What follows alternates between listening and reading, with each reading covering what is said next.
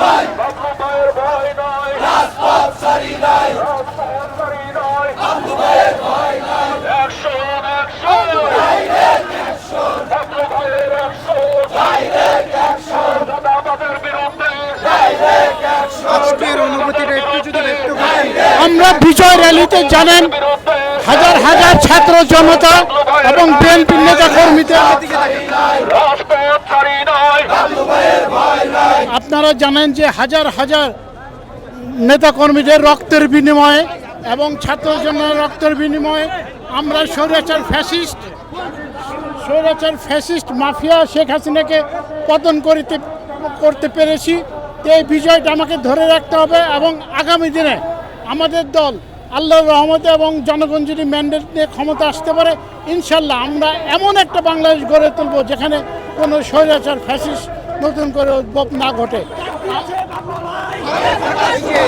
British সরকারের সময়ে বিএনপির আপনারা যারা নেতা পর্যায়ে ছিলেন এবং যারা কর্মীরা ছিল কীরকম নির্যাতিত হয়েছিলেন, যে এইরকম সমাবেশ কখনো করতে পেরেছেন কিনা বা সেই আবেগের জায়গা থেকে একটু যদি বলতেন। আপনারা জানেন বিগত ফ্যাসিস্ট মাফিয়া সরকার আমাদেরকে জুলুম নির্যাতন হামলা দিয়ে অনেক নির্যাতন করে। তারপর আমি ব্যক্তিগতভাবে শত নির্যাতন শত বাধা অতিক্রম করে মানিকগঞ্জ থেকে সবসময় বেশি প্রত্যেকটা রাজনৈতিক প্রোগ্রামে উপস্থিত ছিলাম, প্রত্যেকটা কেন্দ্র ঘোষিত প্রোগ্রামে উপস্থিত ছিলাম এবং স্বাভাবিকভাবে যেহেতু ফ্যাসিস্ট সরকার নাই অনেকে রাজপথে বাধাহীনভাবে আসবে, কিন্তু সেই সময় ভঙ্গুর সময় আমরা যেভাবে রাজপথে থেকে আন্দোলন করেছি, এখানে যারা আছেন এরা সবাই কিন্তু কেউ 5ই আগস্টের পরে বিএনপি না, এরা সত্যিকার অর্থে সেই গত 17 বছরে যারা নির্যাতিত হয়েছিল তারাই কিন্তু আমার সাথে আছে এবং তারা কোনো পদবির লোভে কিন্তু নাই।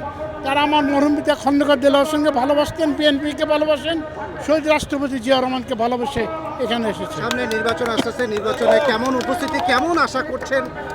দেশের মানুষের নির্বাচন আপনাদের দিক থেকে কেমন আশা করছেন বা কি ধরনের? আমরা চাচ্ছি মানুষ যেন নির্ভয়ে ভোট দিতে পারে এবং এই নির্ভয়ে ভোট দিতে চেয়ে বর্তমান যে অন্তর্বর্তীকালীন সরকার আছে যত তাড়াতাড়ি নির্বাচন দেবে এবং এই নির্বাচনের মাধ্যমে যেটা জনগণ যাকে বেছে নেয় একটা গণতান্ত্রিক সরকার আসলে ইনশাল্লাহ দেশটা গণতন্ত্রের দিকে অগ্রসর যাব এবং আমরা বিএনপি দল সবাই প্রস্তুত।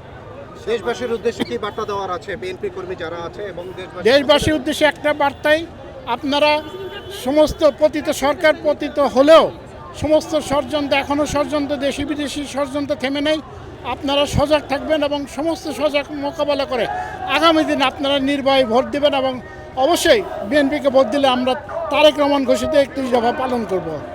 ধন্যবাদ।